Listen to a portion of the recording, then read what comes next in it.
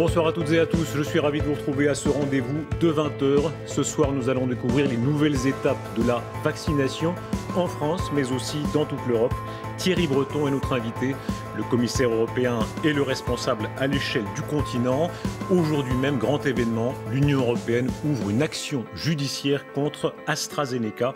Nous verrons aussi avec lui les nouveautés en matière de voyage, comment nous pourrons, une fois vaccinés, voyager en Europe cet été. Il sera question aussi du certificat vaccinal. Avant cela, nous passons en revue les événements de cette journée avec les éditorialistes. Nous parlerons de la mémoire de Sarah Halimi. C'est l'affaire de tout le monde, pas seulement de la communauté juive. Francine Christophe est survivante de Bergen-Belsen. Elle porte cet appel et ce témoignage. Et puis l'événement, c'est aussi Emmanuel Macron à l'école, dans une école à Melun. Il a cette petite phrase très commentée tout à l'heure sur l'heure du couvre-feu, je cite, « 19 h, c'est tôt, on va le décaler ». On va commencer par là avec nos éditorialistes. Ivan Trippenbach, vous êtes journaliste à l'Opinion. Renaud Pila, éditorialiste maison de LCI. Et puis Marcelo Westfred, grand reporter au Parisien. Bonsoir. Bonsoir Darius. Ces images, tout d'abord, le président de la République qui donne le ton de la journée, marquée par la reprise dans les crèches, dans les écoles maternelles, dans les écoles primaires. Regardez et écoutez. Comment vous avez organisé? Vous portez tous bien le masque là? Vous faites aussi le gel sur les mains? Avant et après la récré? Vous gardez le masque en récré? Oui. Vous y arrivez bien? Des fois oui, des fois non. Voilà, ils prétendent qu'ils gardent le masque en récré, ce qui n'est pas tout à fait sûr, mais enfin ça c'est l'ambiance. Il y a plus que l'ambiance, ça cette petite phrase qui est une des nouvelles de la journée. Regardez le verbatim très exact, l'écolière qui demande le couvre-feu, c'est un peu énervant, il fait beau dehors. Et le président qui lui répond, promis, on va essayer de le décaler un peu car 19 h, c'est trop tôt. Renaud Pila, l'intervieweuse du jour, bravo à elle. Il n'y a pas d'âge pour obtenir un scoop. Hein. Voilà. C'est effectivement cette écolière qui pose la question de l'heure du couvre-feu. C'est embêtant, c'est trop tôt, dit-elle. Hein. Et Emmanuel Macron dit on va essayer effectivement de faire plus court. 19 h, c'est tôt. Bien sûr, les jours rallongent. Donc normalement, effectivement, on va avoir un couvre-feu dans les prochains jours ou les prochaines semaines qui devrait être un peu plus tard. La question va être de savoir qu'est-ce que les Français vont faire de cette heure ou ces 2 heures en plus. Mais on voit qu'avec le beau temps, eh bien, quelque part, l'idée à l'Élysée, c'est de faire vivre les gens de plus en plus dehors pour éviter, bien sûr, les contaminations à l'intérieur. Ivan Trippenbach, faire passer une information comme ça dans la réponse à une écolière, c'est le hasard et c'est pas le hasard, c'est réussi. C'est réussi, en tout cas ça a été remarqué. C'est pas la première fois qu'Emmanuel Macron nous fait le coup, si j'ose dire, puisque début mars, lorsqu'il s'est déplacé à Stein, il avait déjà dit auprès d'un jeune qui l'interrogeait d'ailleurs sur le couvre-feu qu'il fallait tenir encore 4 à 6 semaines. Bon, après, l'épidémie a évolué malheureusement, donc ça n'a pas été suivi des faits. Il va falloir observer si les annonces du président distillées comme ça au gré de ses déplacements vont être concrétisées. Pour le moment, on observe quand même une grande prudence de la part des ministres et de Jean Castex sur le calendrier de réouverture à partir de la mi-mai. Est-ce que c'est une méthode, Marcelo Westfred, cette manière d'aller au contact, de glisser une info, d'aller comme ça, est-ce que c'est une méthode? Ça commence à ressembler à une méthode. Ivan rappelait qu'à Stein, il avait fait à peu près la même chose. Il était à Montpellier la semaine dernière où il discute avec une femme qui lui raconte que dans son école, il n'y a pas de blanc. Le prénom Pierre. Le prénom Pierre. Son fils lui dit, mais il n'y a pas de Pierre dans mon école, est-ce que le prénom existe? Il a aussi réuni plusieurs fois des maires en visioconférence pour leur parler un peu librement. Souvent, les propos fuitent. Ceux avec les maires, par exemple, on avait appris que le président n'était pas fan d'un confinement le week-end en région Île-de-France parce qu'il l'avait dit à un maire qui l'avait enregistré puis fait filtrer ensuite dans la radio. Donc ça ressemble à une façon de dire les choses sans intermédiaire. Il y a ce mot de Delacroix, la hardiesse d'être soi. On lui a beaucoup dit, fais gaffe, c'est dangereux de faire ça, ça dérape très vite. Il le fait, il continue à le faire. Est-ce que c'est lui ? C'est lui, je crois qu'il n'écoute pas trop ceux qui lui parlent des dangers d'aller à la rencontre des Français. C'est ce qu'il aime. Et en général, c'est vrai que même s'il a pu avoir des phrases maladroites dans le passé, ça lui a coûté. On peut faire le compte. Il y a eu, tu traverses la rue, voilà. Le costard, il y a eu beaucoup. Et il y en a eu beaucoup, mais ces derniers mois, il y en a eu moins. En progrès. Il y en a eu moins. Et c'est vrai que c'est beaucoup plus simple de distiller des annonces. Regardez, l'air de rien aujourd'hui, on a appris beaucoup de choses sur les étapes, on va en parler. Et ce n'était pas forcément prévu. Et c'est peut-être plus facile que d'être face à deux journalistes ou un journaliste qui va pardonnez-moi, le charcuter. Donc là, il y a une manière de parler aux Français, un lien direct. Bah, c'est normal, il y a une présidentielle dans un an. Ce mélange de risques, de culot, vous parlez de la présidentielle, justement, je crois que c'était ce même 26 avril en 2017, il était allé à Whirlpool. Et on peut rappeler les images. À l'époque, on disait « Ouh là là, c'est casse-gueule, pour parler bon français, c'est dangereux, etc. » L'exercice lui avait plutôt réussi. En contact. Ça a été un des tournants de l'entre-deux tours. Et à ce moment-là, Marine Le Pen est allée quelques heures plus tôt sur place et il décide de faire un coup. Il prend un risque. D'ailleurs, on l'a appris après avec les reportages qui ont été faits. Il bouscule son équipe en disant « Si je ne prends pas de risque, je vais finir comme Hollande. » C'est ce qu'il dit en privé à son équipe de l'époque. On l'a vu dans les documentaires. Et cette prise de risque lui permet d'aller chercher de la spontanéité, de montrer qu'il n'est pas dans sa tour d'ivoire, avec le risque qu'on rappelait à l'instant d'avoir la petite phrase mal calibrée. Dieu sait si on a ironisé sur le côté OSS 117, le Jean Dujardin, etc., Evan Rickenbach.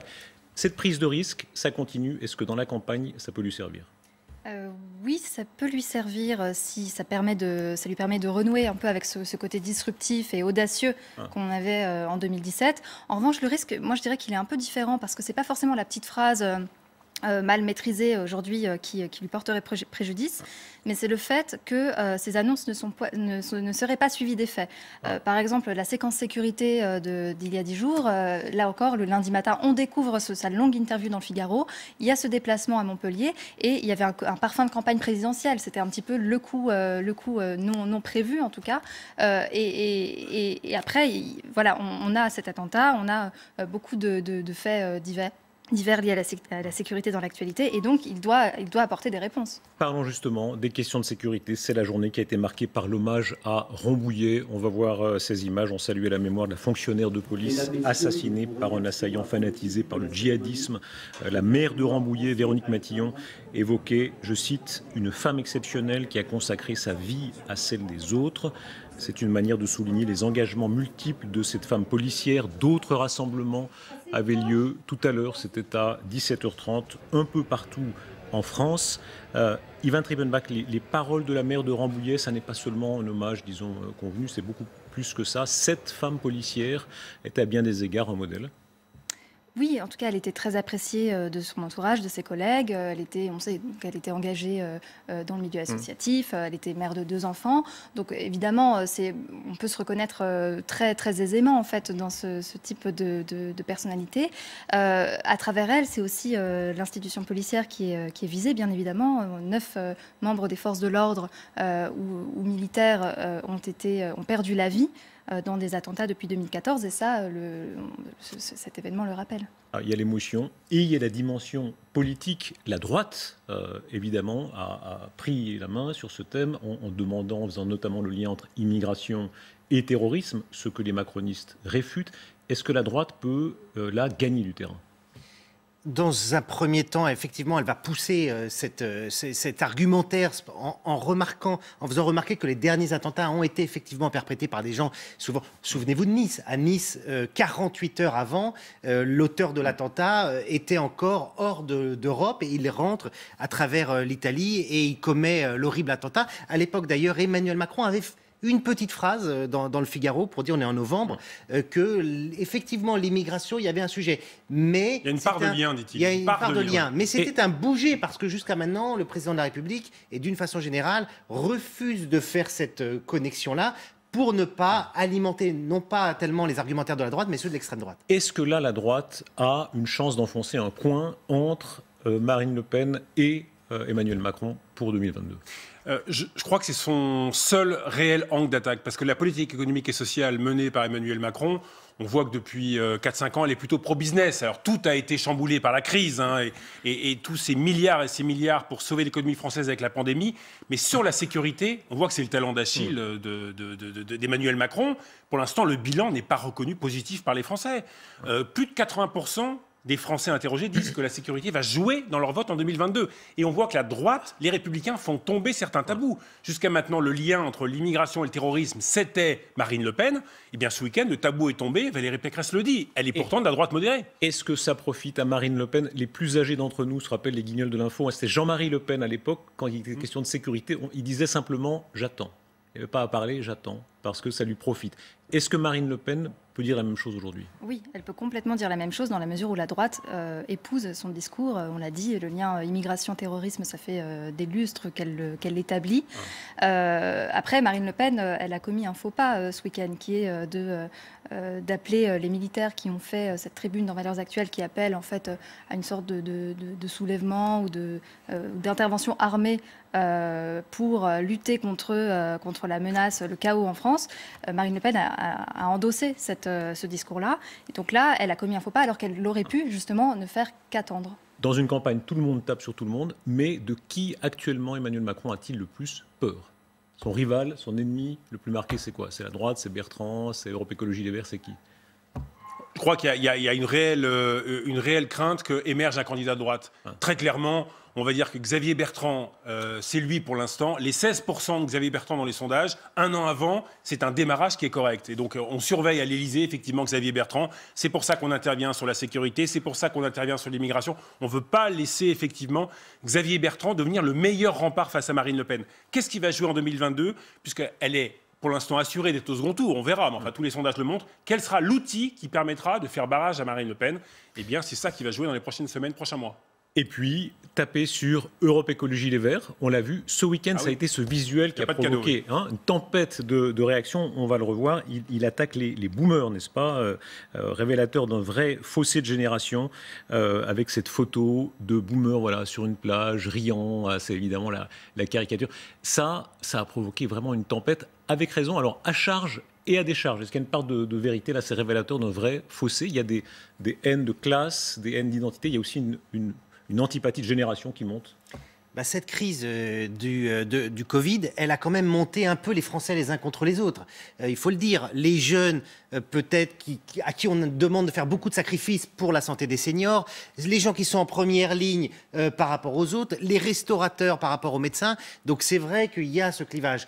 En même temps, cette campagne dont Julien Bayou dit qu'il ne l'avait pas vue, mais j'en doute un peu, elle est prévue aussi pour attirer l'électorat jeune intéressé par l'écologie qui, manifestement, ne va pas aller voter.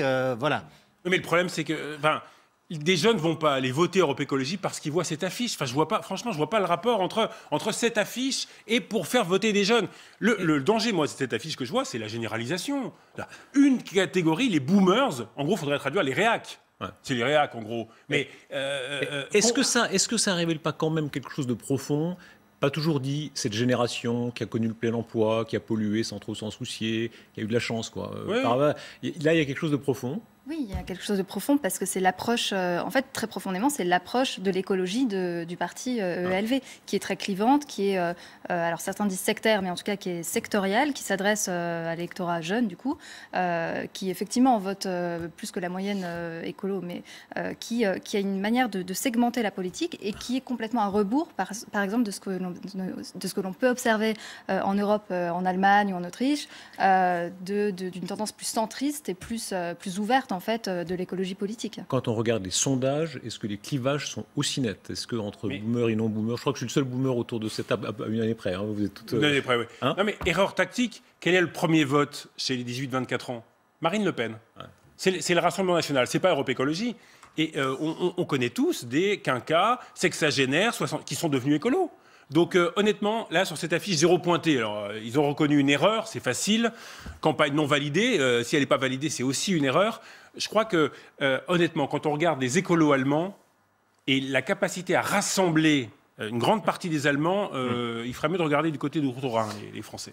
Enfin, quand on voit ce type d'initiative, en fait, les écolos qui se tirent une balle dans le pied, alors qu'en parallèle, on a Yannick Jadot qui essaie le dépassement politique et le dialogue avec les autres partis de gauche, on se dit, pour revenir au sujet précédent, que le gouvernement n'a pas besoin de taper démesurément sur les Verts, et effectivement que la menace se trouve plus à droite. Revenons sur un autre temps fort de ce week-end qui résonne dans toute la société française, c'est cette foule gigantesque pour faire mémoire de Sarah Halimi, assassinée en avril 2017.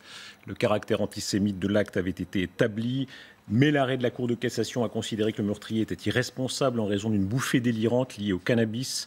La communauté juive de France était très représentée, mais aussi des personnes de toute confession ou opinion. C'est le message que porte notamment une femme qui va nous rejoindre sur ce plateau. Francine Christophe est rescapée du camp de Bergen-Belsen. Elle signe L'enfant des camps chez Grasset. Elle porte témoignage de sa déportation, Drancy et Bergen-Belsen. Francine Christophe, bonsoir. Merci beaucoup de nous rejoindre. Attendez que je m'assoie. Je vous en prie. C'est pas Francine, si simple, hein, c'est haut. C'est un peu haut. Voilà, merci beaucoup d'être là, Francine Christophe. Je rappelais votre livre qui fait écho à l'actualité. On a vu cette foule immense au Trocadéro de gens de toutes origines qui faisaient mémoire de Sarah Halimi. Est-ce que ça vous a touché? De quelle manière? D'abord, je ne l'ai pas vu. Ouais. Et de toute façon, la mort d'une femme fait toujours de la peine. Mais évidemment, dans un cas comme ça, c'est encore pire. Vous avez porté témoignage du fait que, comme Simone Veil, vous êtes de cette génération de juifs et de juives qui étaient très intégrés et qui a découvert l'antisémitisme à l'époque. Les événements d'aujourd'hui, comment est-ce que vous les regardez? Pour revenir, d'abord, je me suis aperçue que j'étais juive lorsque j'ai dû porter une étoile. Avant, j'en savais rien. Alors, les événements d'aujourd'hui me dégoûtent. Vous dégoûte, dites-vous? Ah oui, carrément, ça me dégoûte. Comment est-ce qu'on peut encore, quand on voit tout ce qui s'est passé, comment est-ce qu'on peut encore dire « je déteste les juifs, ah bah les juifs sont ceci, les juifs sont cela ». C'est infect. On va recevoir Thierry Breton, tout à l'heure, le représentant de l'Europe. Vous êtes une porte-voix de l'Europe, vous êtes une de celles disant le plus haut « attention, l'Europe a plein de défauts, mais… » Mais, je dois dire que je témoigne beaucoup dans les écoles et je ne témoigne jamais sans commencer par un petit mot sur l'Europe. C'est difficile à expliquer, les gosses ne savent rien en vérité. Alors moi je leur dis qu'en 1945, les Allemands et les Français, l'Allemagne et la France, se haïssaient. Se haïssaient. Alors, je suis très étonné. Il y avait ce slogan 45, plus jamais ça. Vous étiez une des enfants de Bergen-Belsen. Il y a une des images les plus fortes de 1945, c'est cette photo d'un enfant néerlandais, je crois, qui marche au milieu des cadavres à la libération en avril de Bergen-Belsen. C'était à peu près moi, on pourrait dire que c'est moi, ça. Quel âge aviez-vous à la libération? Pas encore 12 ans. Ouais. Marcher au milieu des cadavres, ça oui, je le faisais tous les jours. Je me souviens qu'il fallait les enjamber pour aller aux latrines. Vous êtes une des derniers témoins vivants. Chacun a son caractère. Ce qui est très frappant chez vous, vous êtes une des rares à avoir conservé l'étoile juive. Est-ce que vous l'avez? Oui, avec vous? non, je ne l'ai pas apportée, j'ai oublié. Cette étoile que vous portiez, vous l'avez gardée, c'est rarissime. Je la montre toujours dans toutes les écoles. Ouais. Pourquoi? Parce que je veux qu'on sache. Si on ne sait pas, alors tout recommence. C'est un cas rarissime, vous l'aviez doublé de soie noire. Ah, vous êtes bien au courant. Ah hein. oui, je me rappelle très bien, avec un soin, comme si c'était... C'est pas moi, je ne savais pas coudre à ce point. C'est ma mère et ma grand-mère qui disaient sa dignité, il faut la garder toujours. On la garde avec ce qu'on a. Alors que c'était une période de pénurie, qu'on n'avait pas de tissu. Elles ont trouvé des bouts de chiffon et elles ont doublé leurs étoiles. Et elles ont surfilé pour qu'elles ne s'effilochent pas, qu'elles soient belles. C'était notre dignité d'avoir une belle étoile.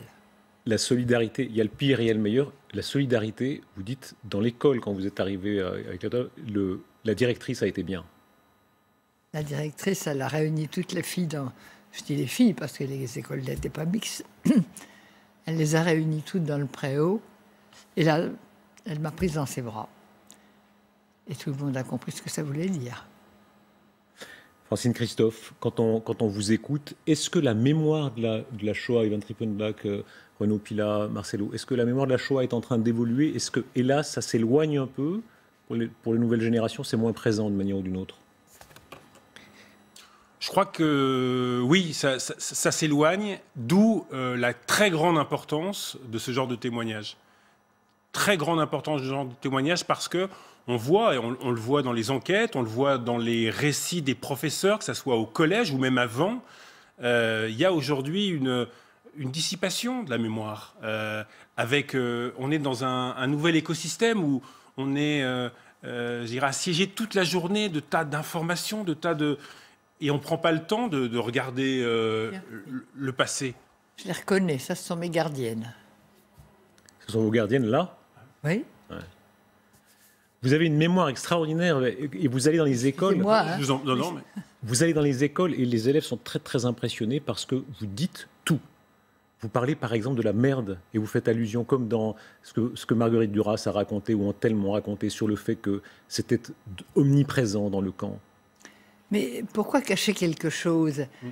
Quand on dit la déportation, les gens ne se rendent pas compte. Mais la déportation, oui, c'est de la merde. On vit dans la merde. On ne peut pas se laver, on n'a pas de savon. On n'a même pas de papier pour aller au water. Ça, les gens ne le savent pas. On a tellement dit plus jamais ça. Ça peut se reproduire d'une manière ou d'une autre? Évidemment. Évidemment. Il y a des petits mots qui... c'est tellement simple. Quelqu'un dit « Oh, tu manges en juif ?» Ça a l'air de rien, ça. Mais ce tu manges en juif, il amène à Auschwitz.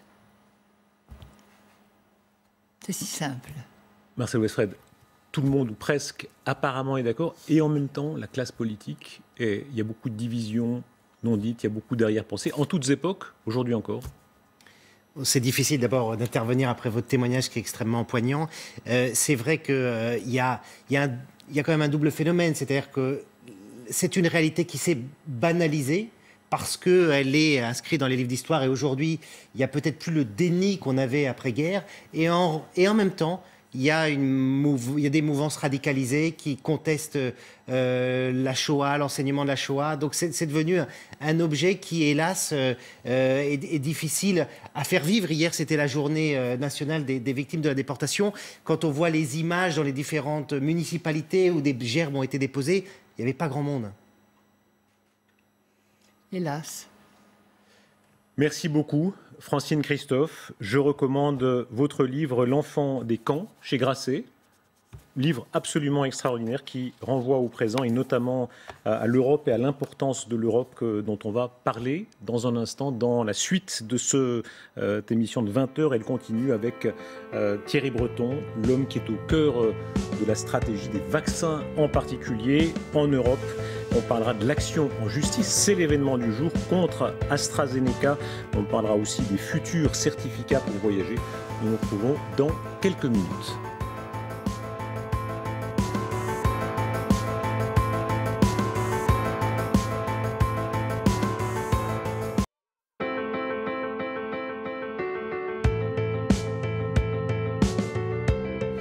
Et nous recevons ce soir Thierry Breton. Il est l'homme au cœur de la vaccination dans tout le continent européen. Monsieur le commissaire européen, bonsoir. Bonsoir. Vous êtes l'homme qu'il faut en ce lundi 26 avril.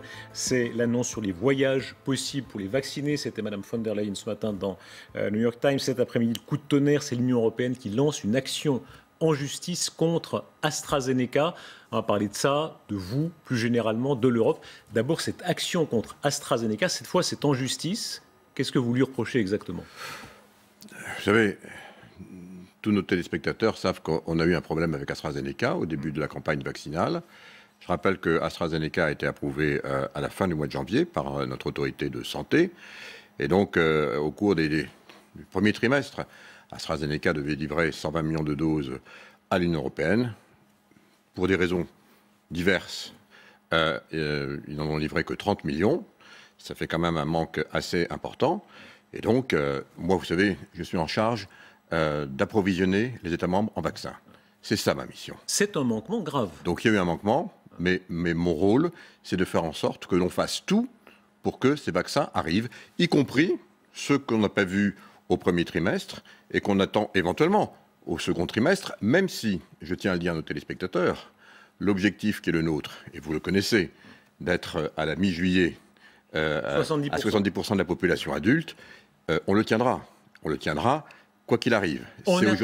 C'est aujourd'hui, je dirais, un élément dont on est beaucoup plus certain qu'il y a quelques mois, parce que nous avons la chance d'avoir de nombreux vaccins, et en particulier d'autres partenaires qui, eux, non seulement tiennent leurs engagements, mais font mieux. Je pense en particulier à Pfizer, qui devait nous livrer 190 millions de doses et qui va en livrer 250, 250 même, rien que sur le second trimestre. Pfizer a été le bon élève. Beaucoup de sources off disent qu'en réalité, vous allez petit à petit pousser dehors AstraZeneca. Pfizer, en revanche, investir pour les variants, pour les rappels, c'est l'avenir?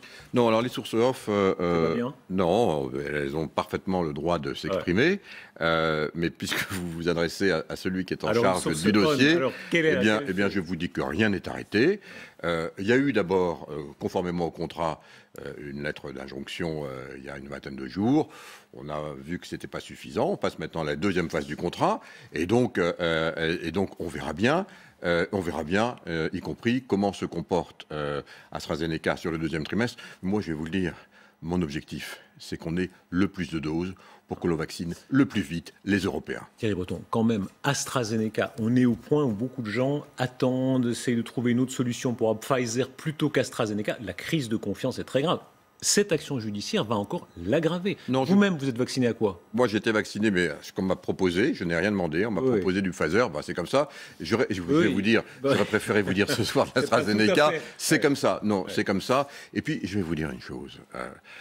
Nous avons la chance, en Europe, d'avoir la meilleure agence de santé au monde. Celle qui est la plus sécurisante, qui prend le plus de précautions. AstraZeneca, la couverture est moins bonne, objectivement. Ça, non, ça on peut pas dire. Non, ça on peut pas dire. La couverture vaccinale, elle est moins bonne. Non, ça, on peut pas dire ça. C'est ça. Pardon, mais qui se trompe là alors? Non, on peut pas dire ça. Vous savez, c'est pas certain encore. Non, c'est pas. La couverture est très bonne. Et puis, vous savez, sans doute très bonne, mais moins bonne. Ce qui importe, c'est qu'on soit le plus rapidement vacciné pour rompre précisément la chaîne de contamination. Et puis, je vais vous dire une chose, pour pouvoir aussi partir en vacances. Alors, prenons la défense d'AstraZeneca. Objectivité complète, eux vous réservent un chien de leur chienne, si j'ose dire, parce que eux disent, c'est vous, l'Union européenne, qui êtes responsable parce que vous avez tardé. Les Britanniques ont fait plus vite, les premiers demandés, premiers servis. L'Europe a tardé 1 semaine, 2 semaines, 3 semaines, 4 semaines de retard. Est-ce que c'est votre faute? Non, parce que c'est une erreur. Vous voyez, là encore, c'est bien de venir s'exprimer. Donc, merci vraiment de m'inviter ce soir, parce que l'Europe a signé son contrat avant les Britanniques. Vous voyez comme quoi, finalement, la perception des choses n'est pas la réalité. Nous avons signé, je le dis ce soir à vos téléspectateurs, avant les Britanniques, notre contrat avec AstraZeneca. Donc l'Europe a été en avance. Mais c'est vrai que AstraZeneca, société dont le siège est en Grande-Bretagne, a délivré l'ensemble des doses qu'elle devait délivrer au gouvernement britannique, et uniquement 25% de ce qu'elle devait faire pour l'Union européenne. Eh bien, nous allons en parler.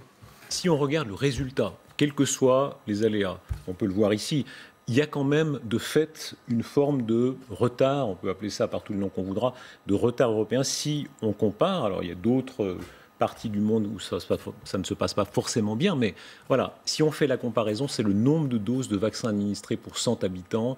Au 24 avril, on voit par exemple que la France est à 28. Les États-Unis sont quand même très loin devant, 66. Le Royaume-Uni très loin devant, à 67. Alors il y a beaucoup d'autres États, ils ne sont évidemment pas tous là où c'est avant, mais l'Europe qui protège, ça fait un peu mal ce graphique. Non, je trouve qu'il est très intéressant. Il dit plusieurs choses. Il dit d'abord que, vous voyez, la plupart des pays que vous voyez là, en grande partie, vous voyez, Israël, c'est 100% l'Union européenne qui a fourni les vaccins à Israël. Le Royaume-Uni, c'est 70% de nos usines, des femmes et des hommes qui travaillent pour fournir une dose seulement. Les États-Unis, le Royaume-Uni, c'est une seule dose. Bien sûr, mais charité bien ordonnée, c'est pas... Oui, une seule dose. Et voyez-vous, l'objectif de l'Union européenne désormais, c'est 70% de la population adulte au 15 juillet. Les Britanniques, c'est uniquement une dose pour la population adulte au 30 juillet. Je pense qu'on est un peu dans la fable du lièvre et la tortue. C'est l'anniversaire de La Fontaine. Du lièvre et la tortue, oui, parce qu'aujourd'hui, quand on voit l'accélération extraordinaire, c'est le continent européen, voyez-vous, le continent européen sur cette carte, qui a produit le plus grand nombre de doses. Nous en avons produit à ce jour 310 millions. Les États-Unis, 290 millions. Nous fournissons maintenant de façon extrêmement accélérée, parce que, 14 millions de doses en janvier. 28 millions en février, 64 millions en mars, 120 millions en avril. On a une accélération sans précédent, mais en même temps, les États-Unis gardent toutes leurs doses pour eux, et nous, eh bien, on vaccine aussi nos voisins. On est les moins égoïstes. On est les moins égoïstes. Vous savez, on est aussi ceux qui avons conscience d'une chose, c'est une pandémie, et si jamais on laisse le variant se développer comme il s'est développé, par exemple en Grande-Bretagne, ça a été dramatique, ça crée des variants anglais, et on voit le drame. Si on laisse les variants se développer au Brésil, ça crée des variants brésiliens, et on voit le drame. Donc c'est une pandémie, on doit tous prendre notre charge. Les États-Unis, j'espère, vont bientôt nous rejoindre dans ce combat, parce que c'est un combat planétaire. Est-ce que l'Europe n'a pas été un peu trop polie, un peu trop prudente quand on voit l'Israélien, Bibi Netanyahou, avec ce culot, les Israéliens appellent ça la chutzpah, hein, il a appelé même pendant la nuit le patron de Pfizer qui a dit « je veux mes doses », etc. Dans l'ensemble, voilà, l'Europe un peu trop oui, monsieur, on parle effectivement de 5 millions effectivement, en Israël. On a vu le résultat. 5 millions de personnes. Nous sommes 446 millions et nous avons effectivement fourni la nécessité de vacciner les 5 millions effectivement de personnes en Israël contre quelque chose qui était très important, et je tiens à le dire ici, c'est que pour que Israël ait ses doses un peu avant les autres, ils ont négocié effectivement avec Pfizer le fait d'échanger, en échange d'avoir ces 5 millions de doses, l'ensemble des données de santé anonymisées de leurs compatriotes, chose qu'on n'aurait jamais pu imaginer en Europe, mais qui a été utile aussi, parce que ça a permis précisément à Pfizer de mieux suivre l'impact du vaccin. Donc c'est ça la réalité. Vous savez, comparaison, n'est pas raison, et 2, je crois qu'il faut vraiment arrêter comment dirais-je, cette espèce de terrorisme de la comparaison qui n'a aucun sens. Parce qu'encore une fois, je vous le dis aujourd'hui, nous avons plus de 400 millions de doses. Bien sûr, mais le temps gagné sont des vies, malgré tout. C'est 3 mois, en 3 mois. Oui. En 3 mois. Bien sûr que le temps gagné, c'est des vies. Vous savez, puisque vous revenez sur ce point, malheureusement, et c'est comme ça que l'histoire regardera les choses. Moi, je suis dans le combat, donc je regarde que le combat, je ne regarde pas le passé. Mais je sais qu'on regardera aussi, à l'arrivée, la façon dont la crise a été gérée, y compris aux États-Unis, y compris au Brésil, y compris en Grande-Bretagne, y compris en Israël. Et vous avez raison, les vies perdues sont les vies perdues.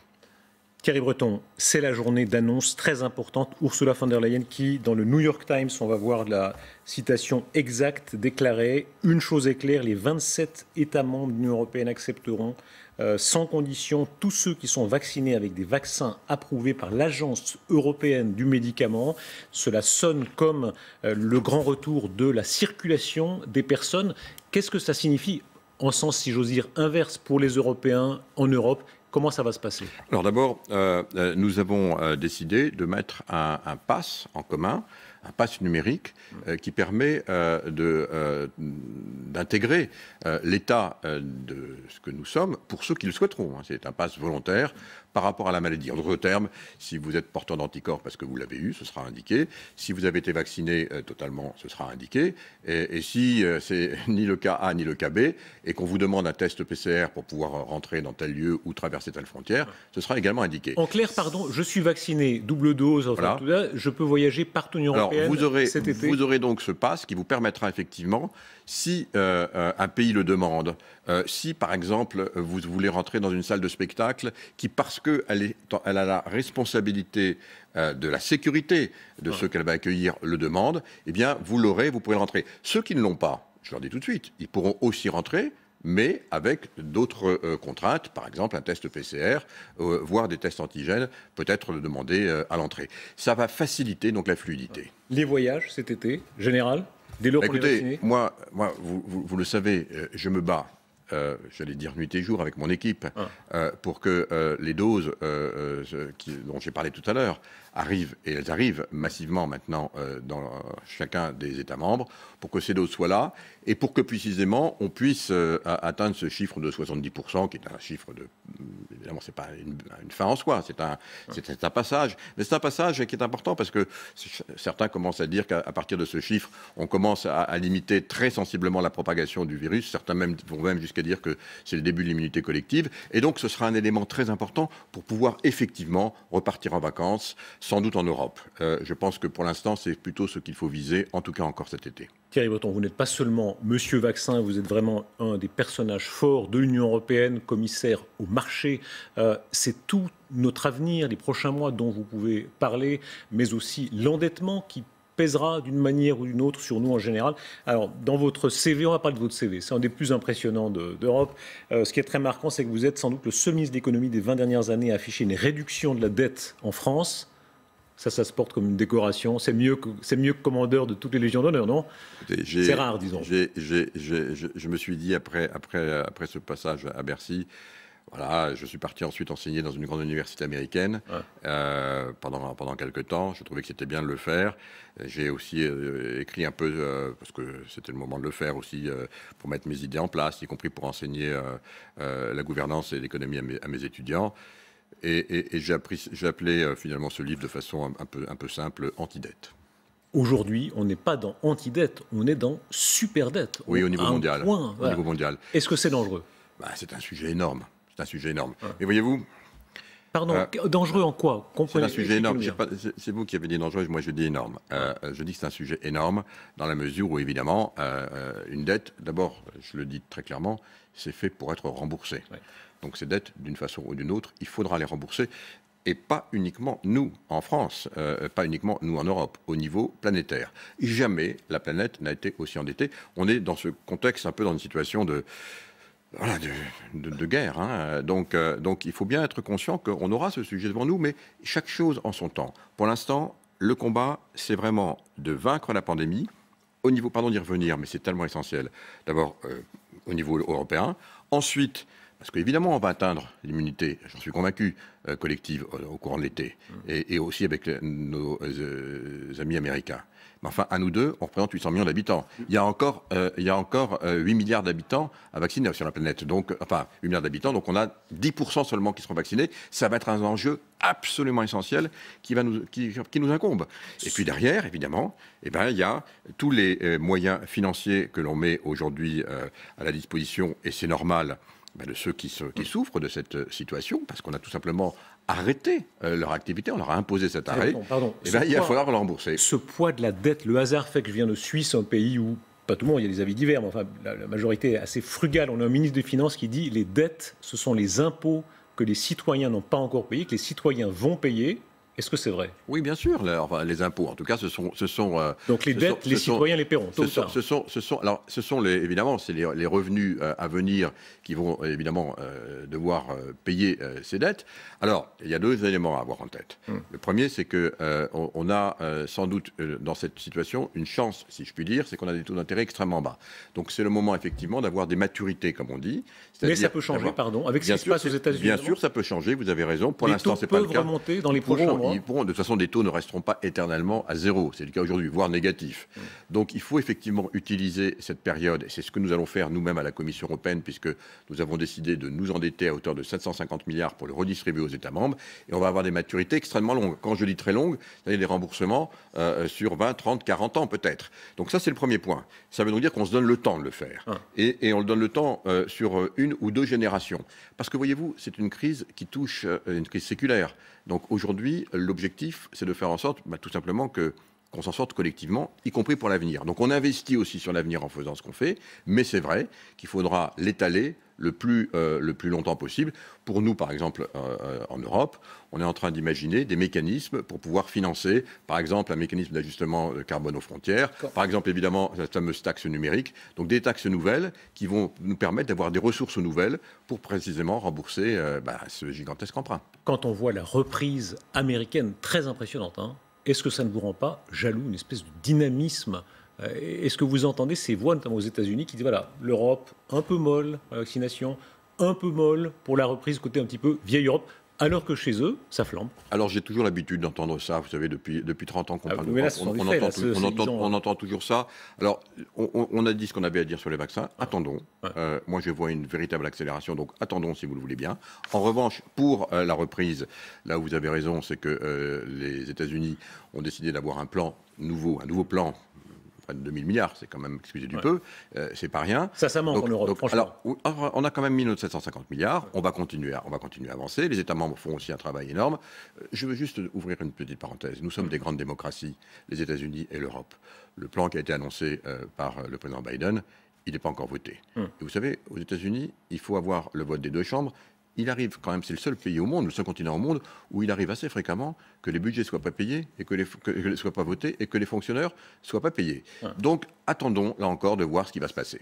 Thierry Breton, quelques éléments de portrait, une archive quand même. Elle date de 1984, ça fait 37 ans. Oh là là. On va la retrouver. Alors, il y a tout Thierry Breton là déjà, parce que, évidemment, c'est votre dada de l'époque, qui à l'époque était original et pionnier sur les ordinateurs. Il faut savoir que les plus gros ordinateurs du monde sont tous interconnectés, si vous voulez, dans un espèce de réseau planétaire, de transfert de données météorologiques par exemple, mais de transferts économiques également, de transferts de ce qu'on appelle plus généralement les bases de données. Ce sont ces fantastiques réservoirs d'informations qui permettent aux ordinateurs de se nourrir. Voilà, comment est-ce qu'on devient Thierry Breton? Vous êtes ce qu'on appelle une bête à concours. Dans les écoles de commerce, il y a plein de jeunes qui rêvent d'être Thierry Breton. Alors, vous avez dirigé Bull, Thomson, France Télécom, vous avez plus de décorations qu'un général soviétique. Vous êtes l'incarnation, alors en bien ou en mal, de ce qu'on appelle l'élite intellectuelle, l'élite gouvernante de l'Europe. Comment est-ce qu'on devient Thierry Breton? Je crois que je suis un entrepreneur.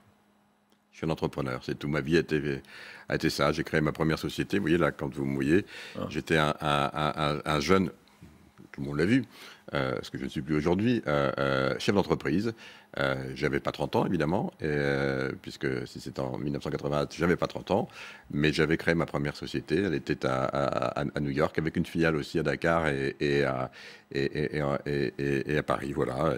Et donc, j'ai toujours été entrepreneur. Et quand j'étais, évidemment, la vie a fait que j'ai pu être président de plus grands groupes, mais j'ai toujours eu cet esprit entrepreneurial, y compris du reste dans mes fonctions. Alors je fais bien la distinction, hein. On ne dirige absolument pas une grande administration où on est commissaire comme on est chef d'entreprise. Ça n'a rien à voir. En gouvernance, ça n'a strictement rien à voir. Il n'en demeure pas moins que l'esprit entrepreneurial, c'est quelque chose, oui, c'est un fil directeur de ma vie, je pense. Protestant, c'est pas tout à fait indifférent. Est-ce qu'il y a un petit côté l'éthique du capitalisme, Max Weber, l'argent n'est pas une chose sale? Non, je crois que vous avez fait d'argent, beaucoup d'argent. C'est une voilà, il se trouve que effectivement, je suis protestant et donc ça a marqué effectivement mon éducation et peut-être aussi d'une certaine façon, vous qui venez du côté où il y en a beaucoup. Du reste, ma famille avait fui après la révocation de l'édit de Nantes, la région de Gap pour aller s'installer dans la région de Lausanne, comme beaucoup de protestants français. Voilà, il y a une certaine rigueur peut-être. École alsacienne, hein, c'est la bonne société protestante. Je crois que c'est la raison pour laquelle mes parents avaient souhaité que j'aille dans cette école, parce qu'effectivement, elle était d'origine effectivement protestante. Voilà. Passion pour la mécanique quantique. Oui. Les gens normaux n'y comprennent rien. Il y a ce mot formidable de Niels Bohr qui dit « Si vous croyez avoir compris la mécanique quantique, c'est que vous n'avez rien compris. Hein. » Oui, on comprend quelque chose de la mécanique quantique. C'était un peu aussi ce que disait un grand patron de la Fed quand il parlait. Oui, comme quoi on peut l'appliquer à plusieurs personnalités, ce genre de phrase. Il y a une légende, Thierry Breton, on dit que vous vous détendez, vous faites des équations, c'est vrai? C'est vrai que j'aime beaucoup les mathématiques et la physique, c'est vrai, oui. Ouais. Est-ce qu'on garde contact avec le peuple quand on est comme ça? Est-ce que c'est pas difficile? Vous êtes tellement notable, tellement monsieur. Est-ce qu'on risque pas d'être l'incarnation de cette Europe dont on parlait, très polie, très courtoise, très tout ce que vous voudrez, mais qui n'a plus cette niaque qu'on voit chez les Américains, chez les Chinois, cette brutalité parfois? On le voit dans l'affaire des vaccins. Oui, je crois que je sais très bien ce que c'est qu'un rapport de force. Au fond, vous savez, toute ma vie n'a été que ça, parce que quand on est en situation de diriger, c'est aussi des rapports de force, et notamment quand on a la responsabilité de pans importants pour un pays ou pour un continent, on gère des rapports de force. J'ai appris à le gérer avec René Monory. Il a été pour moi un maître. J'étais son plus proche collaborateur. L'horoscope de Poitiers. Oui, bien sûr. Centriste. Oui, c'est vrai. Et c'est vrai que les rapports de force, c'est quelque chose d'important. Mais peut-être aussi, en ayant eu la chance d'avoir cette proximité, et puis quelque part ce parrainage, il était aussi très proche des gens, très proche de ses concitoyens. Je crois que j'ai appris de lui aussi là-dessus. Il y a eu Monory, il y a eu Jacques Chirac. Oui, c'est vrai. Monsieur Raffarin, voilà. Jean-Pierre Raffarin, on était tous les deux dans l'orbite de René Monory, on va dire. Voilà. Donc, et Jacques Chirac, c'est vrai que c'était centre droit, centre gauche. Oui, gauche. ça s'est fait comme ça me va bien. Emmanuel Macron, vous êtes un macroniste pur jus aujourd'hui. Je trouve qu'il fait un travail. D'abord, je suis commissaire européen, donc je fais attention évidemment à ne pas interférer dans la politique des États, y compris dans mon pays, mais je trouve qu'il fait un travail exceptionnel. On commençait par lui en début d'émission. S'il gagne, il peut perdre aussi, mais s'il gagne, il gagnera sur quoi en 2022 ? Je crois que d'abord, sur ce qu'on veuille ou non, sur la façon dont il gère cette situation, qui est tellement extraordinaire, et je trouve que, vous savez, je vois vraiment aujourd'hui ce que font tous les chefs d'État européens, mais pas uniquement. Et bien sûr, j'entends l'impatience, l'inquiétude, les drames aussi. Qui sont vécus par nos concitoyens, nos compatriotes, mais aussi nos concitoyens européens. Croyez-moi. Là, je suis tous les jours dans un pays différent pratiquement au niveau européen. Le problème social, les images des étudiants, les images des étudiants qui en bon français, qui crèvent la faim. Et vous voyez, cherchent, qui font la queue pour avoir... Ça vous a... Bien, ça m'a tellement... Est-ce que là, l'Europe... Ça m'a tellement marqué comme nous tous. Et puis aussi parce que on vit tout ça aussi. On a des amis, dans notre famille même. Tout le monde a des histoires fortes, hélas, dans ces sujets. Lorsqu'on est rentré dans le 3e confinement, j'ai pensé qu'au regard de ce que je voyais, du travail assez impressionnant que la task force que je dirige et les 53 usines européennes étaient en train de produire au niveau des vaccins, mon devoir était d'aller donner cette petite lumière au bout du tunnel, au moment de la rentrée dans le 3e confinement. Vous vous en souvenez, c'était sur TF1, lorsque j'ai annoncé qu'au 14 juillet, j'espérais qu'on serait à 70% de taux de vaccination des adultes, et on y sera. Merci Thierry Breton. Je vous demandais comment est-ce qu'on devient Thierry Breton dans les écoles de commerce. Il y a toutes ces petites légendes. Levé à 4h30 du matin, c'est toujours vrai? C'est toujours vrai. On fatigue jamais, on n'a jamais ras-le-bol? On se couche tôt. Oui, c'est vrai. Oui. Vous avez passé la nuit en partie dans la voiture pour rentrer. Oui, mais voilà, c'est comme ça. Mais je suis très heureux d'être là avec vous ce soir. Thierry Breton, merci beaucoup. L'avenir, c'est peut-être les terrasses romaines. On n'a pas le temps de voir les images, mais enfin, on peut boire et manger sur les terrasses. Oui, il faut faire attention. Il faut faire attention. On commence à ouvrir. On a tous envie. C'est la vaccination qui nous permettra de le faire. Il ne faudra pas se précipiter, mais on va y arriver. Merci beaucoup d'avoir été notre invité. Nous allons maintenant entendre une autre interview, l'interview exceptionnelle de Bernard Tapie qu'il a donnée à Gilles Boulot. C'est la version intégrale de l'entretien qui était diffusée dans le 20h de TF1. Émission spéciale tout de suite avec Damien Givlet. Merci à toutes et à tous de nous avoir suivis et à demain.